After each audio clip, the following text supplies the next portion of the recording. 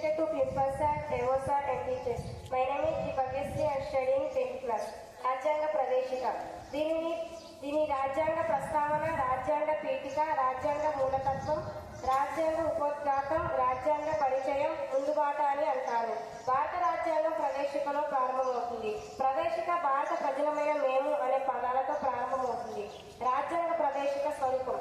భారత ప్రజలమైన మేము ఈ భారతదేశాన్ని సౌరభౌమ సామ్యవాద లౌకిక ప్రజాస్వామ్య గణతంత్ర రాజ్యాంగం రూపొందించుకొని భారత పౌరులందరికీ సాంఘిక ఆర్థిక రాజకీయ న్యాయాన్ని ఆలోచనలోను భావ ప్రకటనలోను మత విశ్వాసంలోను ఆరాధనలోను స్వేచ్ఛను జీవిత అవకాశాలలో సామాజిక విషయాలలోను సమానత్వాన్ని వ్యక్తి గౌరవాన్ని జాతీయ ఐక్యతను సమగ్రతను పెంపొందించుకోవడానికి విధంగా సౌభ్రతత్వాన్ని కల్పించి ఈ రాజ్యాంగ పరిషత్తులో చర్చించి తీర్మానాన్ని పరిగ్రహించి చట్ట రూపంలో మాకు మేము 26 నవంబర్ 1949 నాడు సమర్పించుకుంటున్నాము. Thank you.